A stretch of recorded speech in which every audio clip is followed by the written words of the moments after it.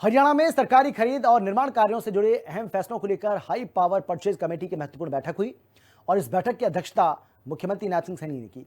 इस उच्च स्तरीय बैठक में राज्य सरकार के कई वरिष्ठ कैबिनेट मंत्री और संबंधित विभागों के शीर्ष अधिकारी मौजूद हैं। बैठक में कैबिनेट मंत्री अनिल विज, शिक्षा मंत्री महिपाल ढांडा, कैबिनेट मंत्री विपुल गोयल और स्वास्थ्य मंत्री क्षिति चौधरी विशेष रूप से शामिल हुए। इनके अलावा विभिन्न विभागों के अतिरिक्त मुख्य सचिव, प्रमुख सचिव और तकनीकी अधिकारी भी बैठक में पहुंचे। इस बैठक में कई अहम एजेंडों को लेकर विस्तार से चर्चा हुई। इसमें विभिन्न विभागों की सरकारी खरीद योजनाओं, बड़े निर्माण कार्यों, बुनियादी ढांचा परियोजनाओं और उनसे जुड़ी टेंडर प्रक्रियाओं को मंजूरी दी गई। High power workers purchase committee का मुख्य जो उद्देश्य है वो है बड़े निर्माण कार्यों में पारदर्शिता, गुणवत्ता और समयबद्धता सुनिश्चित करना, जबकि हाई पावर परचेज कमेटी के माध्यम से महंगी और रणनीतिक सरकारी खरीद को अंतिम स्वीकृति दी जाती है। इन बैठकों के फैसलों से राज्य में विकास परियोजनाओं को गति मिलने की उम्मीद जताई जा रही है।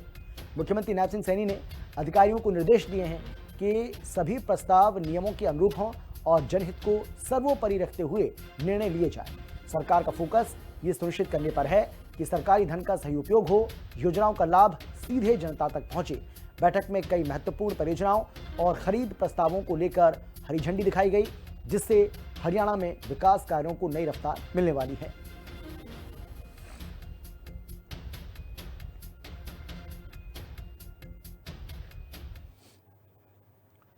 जींद के गांव ईंटल कला में मुख्यमंत्री नायब सिंह सैनी देसी अंदाज में दिखे। उनको देखकर ग्रामीणों ने कहा कि मुख्यमंत्री तो अपने घर के आदमी जैसे लग रहे हैं। राखी गढ़ी जाते वक्त सीएम सैनी जींद जिले के गांव ईंटल कला में अचानक गाड़ी रुकवाई और सीधे ग्रामीणों के बीच पहुंचे, उनसे बातचीत की।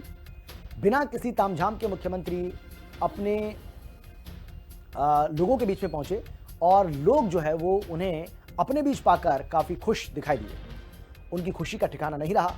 मुख्यमंत्री नायब सिंह सैनी गांव में हुक्का गुड़गुड़ाते बुजुर्गों के साथ भी बैठे, उनका हालचाल पूछा और खेतीबाड़ी से लेकर गांव की जिंदगी पर भी खुलकर बातचीत की। उन्होंने ग्रामीण जीवन की सादगी, आपसी भाईचारे की भावना की सराहना की और कहा कि गांव की यही आत्मा हरियाणा की सबसे बड़ी और असली ताकत है। ग्रामीणों ने मुख्यमंत्री से अपने अनुभव साझा किए और क्षेत्र की कुछ स्थानीय समस्याओं का संक्षेप में उल्लेख भी किया, जिन्हें मुख्यमंत्री ने ध्यानपूर्वक सुना और उचित कार्रवाई का भरोसा दिया। मुख्यमंत्री सैनी का इस तरह अचानक गांव में रुकना और देसी अंदाज में लोगों से मिलना ये साबित करता है कि वो जमीन से जुड़े सादा जीवन और बड़े दिल वाले नेता हैं, जो सच में हरियाणा की मिट्टी की खुशबू को समझते हैं।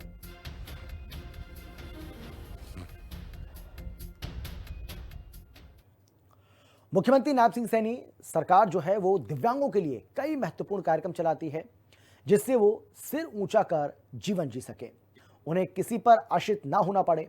60% या फिर उससे अधिक दिव्यांगों को सरकार हर महीने 3,200 रुपये देती है और इसके अलावा उनका आयुष्मान कार्ड भी बनवाती है, जिसके कारण उनको 5 लाख रुपए तक का स्वास्थ्य बीमा मिलता है और सरकारी या फिर निजी अस्पताल में वो इसके जरिए अपना इलाज मुफ्त करवा सकते हैं। हरियाणा में दिव्यांग पेंशन की राशि 3,200 रुपए प्रति माह है। ये 60% या उससे अधिक दिव्यांगता वाले पात्र लाभार्थियों को दिया जाता है। इसे सामाजिक सुरक्षा की दिशा में एक बड़ा कदम माना जा रहा है। इस कदम से सामाजिक सुरक्षा और दिव्यांग सशक्तिकरण को काफी मजबूती मिली है। इसका सीधा लाभ दिव्यांगजनों को मिलता है। हरियाणा सरकार के द्वारा जो 3200 रुपये जो पेंशन बढ़ाई है, बढ़ोतरी भी की है उन्होंने 200 रुपये की, पहले 3,000 रुपये मिलती थी। इसमें दिव्यांगों को काफ़ी सहायता मिलती है, जैसे उनकी दवाई के लिए, इलाज के लिए या फिर उनके घर के राशन के लिए, यानी घर गृहस्थी को भी चलाने के लिए काफ़ी अच्छा लाभ मिलता है। अब जितना अच्छा काम हरियाणा सरकार कर रही है, ऐसे मेरे ख्याल से दूसरे राज्यों में ऐसा मुश्किल से काम हो रहा होगा। और जो ये भारतीय जनता पार्टी या बीजेपी सरकार ने बहुत ही अच्छा काम दिव्यांगों के लिए हित में किया है और दिव्यांगों के साथ साथ इन्हें महिलाओं के लिए यानी विधवा महिलाओं के लिए और बुढ़ापा पेंशन भी बढ़ोतरी के लिए काफ़ी अच्छे कार्य किए हैं, इसलिए हम सरकार का धन्यवाद करते हैं।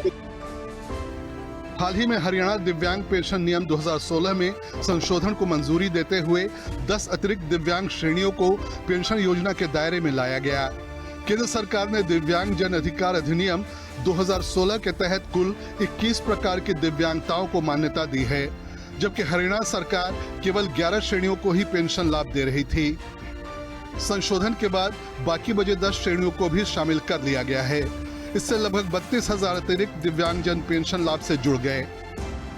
अभी इससे वैसे विकलांगों को बहुत फायदा हो रहा है भाई। जैसे कोई काम नहीं कर सकता विकलांग, और मजबूरी मतलब ज्यादा हैंडीकैप है, तो उनको बहुत सारा लगता है इस चीज का भाई। खाने पीने में कोई दिक्कत नहीं आती भाई।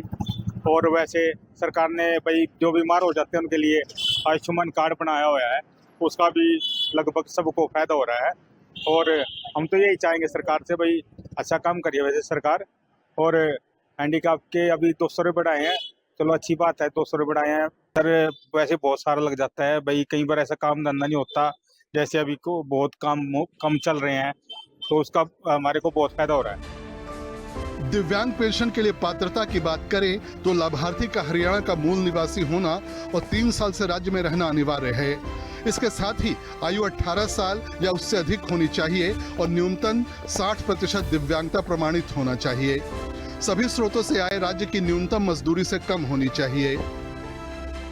माननीय श्री मुख्यमंत्री जी नायब सिंह सैनी जी का बहुत बहुत धन्यवाद करता हूं, जो वो दिव्यांगों के बारे में इतना कुछ सोचते हैं। और हमें जो पेंशन दी जाती है उससे हमारे घर के बहुत से काम आसान हो जाते हैं। जैसे मेडिकल सुविधा हुई, कोई वाहन ले रखा है तो उसकी किस्त देनी हुई, घर का राशन की सुविधा हुई, कोई यात्रा करनी हुई तो यात्रा में सुविधा उपलब्ध हो जाती है। मैं माननीय मुख्यमंत्री का तहे दिल से धन्यवाद करता हूं कि इन्होंने इतनी ज़्यादा भिन्न भिन्न तरीके की सुविधाओं की स्कीमें चला रखी है दिव्यांगों के लिए, जो आज तक खाली पन्नों में दिखाई देती थी, अब सुचारू रूप से चल रही है। धन्यवाद। हरियाणा की नायब सिंह सैनी सरकार दिव्यांग जनों के कल्याण और उन्हें समाज की मुख्य धारा में लाने को प्रतिबद्ध है। कोशिश है कि उन्हें सुखद जीवन मिले और हर जरूरी सहयोग मिले। प्रवीण ठाकुर, पानीपत, हिंदी खबर।